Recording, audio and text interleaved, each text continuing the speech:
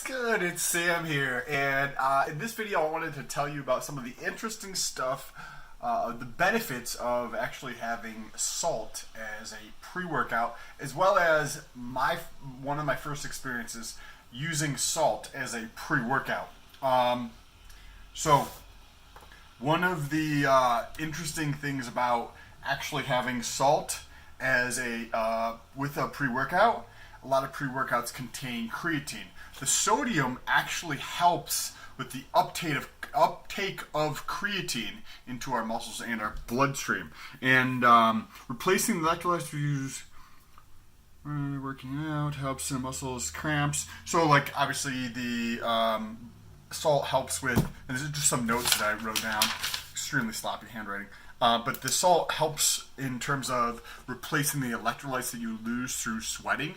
And sweat is like, so if you compare sports drinks, so there's some interesting research out there too, which I'm about to get into, but if you compare like sports drinks to sweat in terms of the ratio of sodium in each, sweat has about 2 to 3 times as much sodium as sports drinks do. And if you think about that from just a very simple level, if you're excreting something and you want to have decent performance, you probably want to be putting that or something similar to that back in. And if you're putting an energy drink or a sports drink back in that does not have the same or similar components in terms of the minerals involved, you would, from a logical standpoint, think that performance might drop. And now that leads me into, there's some actually interesting research out of a university in Spain, and it was published in, and I wrote this down because there was no way I was going to remember to say this, the Scandinavian Journal of Medicine and Science in Sport.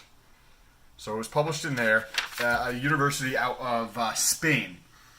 So they took 26 athletes, and they were doing a half marathon, and they took 12.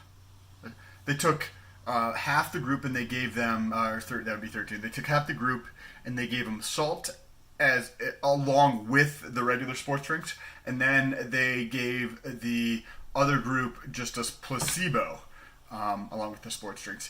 And the group that, and this is super interesting about the actual effects of this and how powerful it is. The group that did the salt as a supplement throughout that triathlon finished on average. Take a guess down below in the comments. Let me know what your guess is before I actually reveal the answer, and see how close you were to the actual answer. And I'm curious to see. So what the group that took the salt versus the group that didn't take the salt, the group that had the salt in their drinks actually finished on average 26 minutes faster.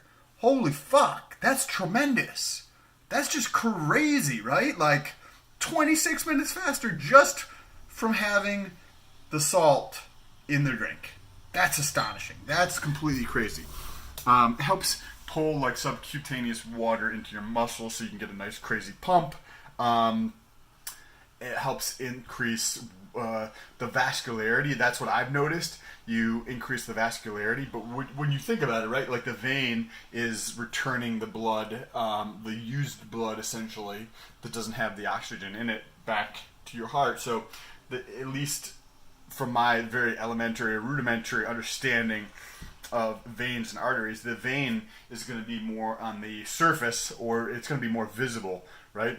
So if you think that the subcutaneous water is pulled from underneath the skin, it is going to pull some of this, which is going to make the veins stand out more. And that's why I get increased vascularity pumps. I don't remember from when I was taking it last time. I think I had good pumps, but I don't remember. It was a few years back. I just ended up adding a little bit more salt to a lot of my meals. But I think this coming week I'm going to experiment again with adding salt in. Now, in terms of how much you want to add, there hasn't been a ton of research to that. Now, I want to get into my experience of what I did when I was doing this. So I was using Himalayan sea salt because it's what I used to cook with. And I took, first few times I just put it into some water. And then, I don't remember where I saw it or read it or something. Somebody was talking about taking a teaspoon of it. So I was like, yeah, I'll try it. You know what I mean? Like, it's just probably taste really nasty, but like, it's fine. I'll try it out and see if it works. You know, be open to the idea of it potentially working. If it works, cool. If not, then cool. So I get out my teaspoon and I fill it up with the Himalayan sea salt, and then I take that and then. I was in there and I just took it like this and then washed it down with water. And then I had to finish getting my stuff ready, so I threw it in my gym bag, and then it was about a 5-minute walk to my car because this is when I lived in a complex in Hawaii. And I walk from my apartment, I'd walk through the complex and then into a parking garage, and then you get through the parking garage. So it was about a 5-minute walk. And I'm like, as I'm like leaving my apartment after 5 minutes of taking it or so, I'm like not feeling so hot. I just feel a little bit, I feel a little bit off. And I was on the phone. I didn't think about it at the time. But the person I was talking to my girlfriend, and I told her, I was like, I'm not feeling too hot. And then as I get closer to my car, it was like getting worse. And by the time I was like on the same level, I was in the top level of the parking garage. By the time I got to the top level of the parking garage, I just did not feel good. So it's like a rectangle kind of like my hand, and I came in over here. This is where you walk onto the parking garage, and my car was kind of over by like where my knuckles bend right there.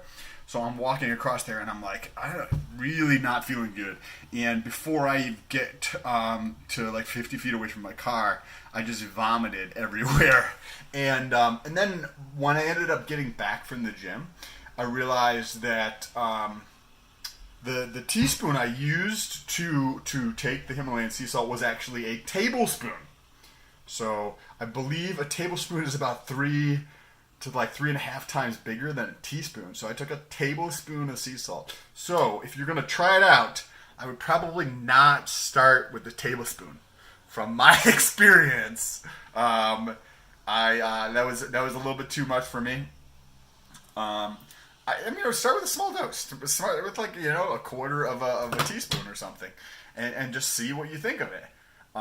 Because if you think about that, right? Like if your sweat contains a tremendous amount of sodium, then adding that into a pre-workout would kind of keep you in homeostasis as you excrete that mineral, you know what I mean, salt. So if you ingest it at the same time you're getting rid of it, you can probably keep your output up, and that's what the data is starting to show us. So I'm not sure. If you guys like this video, make sure you press that like button on the way down to the comments to tell me how awesome this content is.